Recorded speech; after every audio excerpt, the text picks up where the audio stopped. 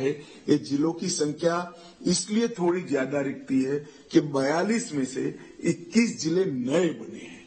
अगर पुराने जिलों का हिसाब करें तो अब सिर्फ 16 जिले बचे हैं।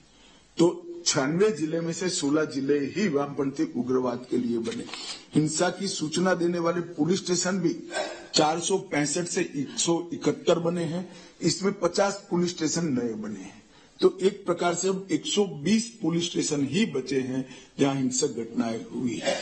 पर मैं मानता हूं कि ये सभी राज्यों के और केंद्र सरकार के साझा संयुक्त प्रयास का परिणाम है और हम इसको और दृढ़ता के साथ और स्फूर्ति के साथ और एक ही दिशा में आने वाले समय में हम आगे ले जाएंगे, इसका मुझे पूरा विश्वास है। माओवादी इफेक्टेड डिस्ट्रिक्ट की संख्या में भी जो कमी है, इसमें भी कुछ जिलों को हमने, जैसे कुछ मुख्यमंत्रियों का सुझाव आया था, एरिया ऑफ कंसर्न के रूप में चालू रखने का निर्णय किया है, इसलिए वो है। अदरवाइज वहां पर आज शांति हो गई है। छत्तीसगढ़ की सफलता हम सब के लिए उत्साह की प्रेरणा लेकर आई है। छत्तीसगढ़ में केवल हथियारी ऑपरेशन नहीं चलाए गए, सरेंडर हुए वो भी एक अलग बात है, परंतु इसके अलावे वामपंथी उग्रवाद से प्रभावित सभी जिलों के अंदर छत्तीसगढ़ सरकार ने एक विकास का नया अभियान चला है। 300 के आसपास व्यक्तिगत और फैमिली के जुड़ी हुई भारत सरकार और छत्तीसगढ़ सरकार की योजनाओं को 100% सैचुरेशन का लक्ष्य रखा है।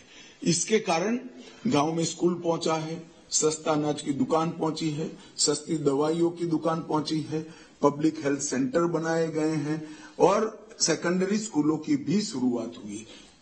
और मुझे कहते हुए आनंद हुआ है कि कई गांव इस चुनाव में ऐसे थे जनरल इलेक्शन में जिन्होंने 30 साल के बाद वोटिंग किया है, वहां पर वोटिंग हुआ है।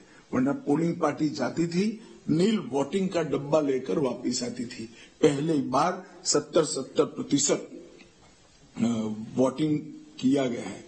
सुरक्षा वैक्यूम को कम करने के लिए 2019 से अब तक हमने 280 नए कैंप बनाए हैं, 15 नए ज्वाइंट टास्क फोर्स बनाए हैं और सीआरपीएफ की 6 बटालियन नई अलग अलग राज्यों में राज्य पुलिस की सहायता में हमने भेजा है।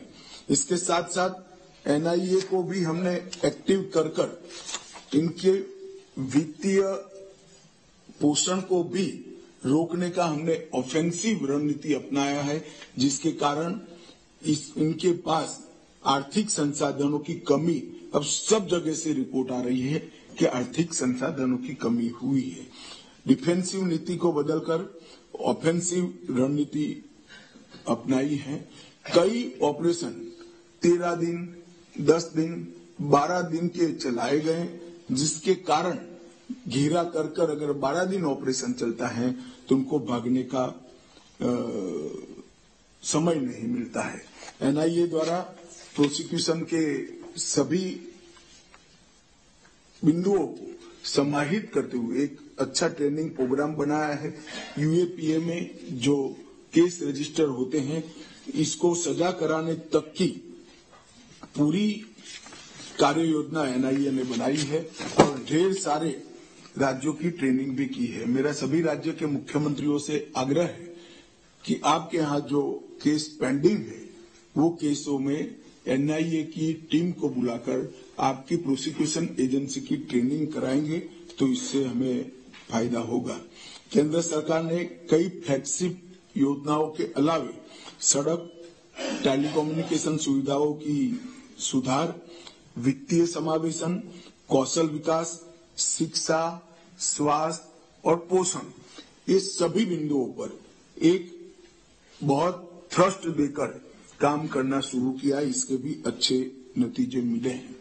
माननीय प्रधानमंत्री जी ने 2 अक्टूबर को झारखंड की भूमि से धरती आबा जनजातीय ग्राम उत्कर्ष अभियान चलाया और वामपंथी उग्रवाद प्रभावित क्षेत्र में 15,000 से ज्यादा गांव और लगभग 1.5 करोड़ की आबादी को व्यक्तिगत सुविधाओं के लिए और ग्रामीण क्षेत्र के संपूर्ण सैचुरेशन के लिए तो धरती आबा जनजातीय ग्राम उत्कर्ष अभियान एक मील का पत्थर साबित होने वाला है।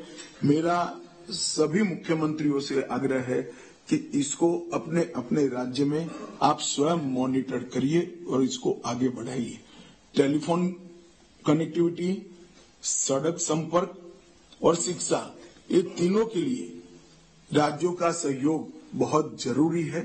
इसके बगैर केंद्र सरकार ये सारे काम समाप्त नहीं कर सकती। मेरा सभी मुख्यमंत्री और मुख्य सचिव से आग्रह है कि ये विकास के कामों की आपके द्वारा कम से कम महीने में एक बार रिव्यू हो। मेनली फॉरेस्ट डिपार्टमेंट से परमिशन की जो थोड़ी तकलीफ होती है, इसको आप लोग मदद करिए। हमने 3C मतलब 3 स्तर पर कनेक्टिविटी में सुधार लाना, रोड कनेक्टिविटी, मोबाइल कनेक्टिविटी और फाइनेंशियल इंक्लूजन, बैंक और पोस्ट ऑफिस को वहां तक पहुंचाना, इसको विशेष ध्यान दिया है। मित्रों, नक्सलवाद आज साबित हो चुका है कि नक्सलवाद आदिवासी क्षेत्रों के विकास के बीच में सबसे बड़ा रोड़ा है। ये भी साबित हो गया है कि नक्सलवाद संपूर्ण मानवता का दुश्मन है और ह्यूमन राइट का सबसे बड़ा हनन अगर कोई एक गतिविधि से होता है तो नक्सलवाद से होता है।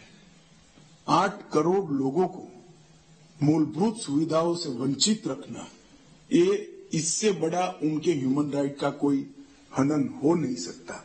हजारों सैकड़ों आदिवासी भाई निर्दोष इनकी लगाई हुई आईईडी से मारे जाते हैं। अलग प्रकार से इनकी कोर्टें इनको गैरकानूनी तरीके से मार देती हैं। इससे बड़ा ह्यूमन राइट का कोई वायोलेशन हो नहीं सकता और नक्सलवाद के कारण ही विकास रुका है, ये भी अब साबित हो गया है। अतः हम सब के लिए जरूरी है कि इसको हम एक बार फाइनल पुश देकर समाप्त करें। मेरी सभी राज्यों के मुख्यमंत्री और डीजीपी पुलिस प्रमुखों से मेरा निवेदन है कि मुख्यमंत्री जी महीने में एक बार विकास का और नक्सल विरोधी अभियानों का रिव्यू करें। डीजीपी कम से कम 15 दिन में एक बार नक्सल विरोधी अभियानों का रिव्यू करें और मेरा सभी सीएपीएफ के प्रमुखों से भी आग्रह है कि जहां जहां सीएपीएफ की फोर्स डिप्लॉय है वो जिलों में एक रात्रि वहां के राज्य के डीजीपी के साथ एक रात्रि रुककर ये नए हमारे जो अभियान है नक्सल विरोधी अभियान, इसको नई ऊर्जा दे। जब तक डीजीपी स्तर से जिले पे रहकर इसका रिव्यू नहीं होगा हम परिणाम प्राप्त नहीं कर पाएंगे। कुछ राज्यों में बचा कुछा जो बच गया है उसको पूर्ण उन्मूलन की दिशा में हमने काम करना चाहिए। इसके मूल समेत उखाड़ देने के संकल्प कर कर इस सम्मेलन से हमने जाना चाहिए। माननीय प्रधानमंत्री जी ने 2047 का पूर्ण विकसित भारत का लक्ष्य रखा है। मेरा आप सभी आग्रह है कि हम देश की जनता को सब एकत्रित आकर ऐसे ही कोई मीटिंग से अप्रैल 2026 में बता पाए कि इस देश को राज्य सरकारें और केंद्र सरकार ने मिलकर नक्सलवाद की समस्या से पूर्णतया मुक्त कर दिया है। अब विकास के आड़े कोई बाधा नहीं है। अब कभी भी मानव अधिकार का उल्लंघन नहीं होगा और अब आइडियोलॉजी के नाम पर किलिंग भी नहीं होंगे। ये सभी संयुक्त घोषणा हम सब अप्रैल 26 में कर पाए, ऐसी मेरी आपको शुभकामनाएं हैं। आप सभी ने बहुत कंस्ट्रक्टिव सुझाव दिए, मेरे पास सबके जवाब भी है, काफी सारा पाइपलाइन में है, मगर गृह मंत्रालय आपको एक डिटेल नोट इस पर भेज देगा। मैं कोई ज्यादा इस पर टिप्पणियां करना नहीं चाहता हूं। 1-2 छोड़कर सभी चीजें पाइपलाइन में है और जो 1-2 बाकी है उसमें भी गृह सचिव जी आज ही दोपहर को सड़क के लिए तो उन्होंने शायद मीटिंग रखा है, मगर 1-2 दिन में ये सारे चीज जो माननीय मुख्यमंत्रियों द्वारा उठाई गई है इसका हम गृह मंत्रालय की ओर से आपको त्वरित रिस्पांस भेजेंगे। फिर से एक बार आप सभी का एक्टिव पार्टिसिपेशन के लिए बहुत बहुत धन्यवाद। और आपने जो विश्वास दिलाया है ये निश्चित रूप से जमीन पर लड़ने वाले हमारे सिपाही के बल और उत्साह में वृद्धि करेगा, ऐसा मैं मानता हूं। वंदे मातरम। धन्यवाद सर आपके।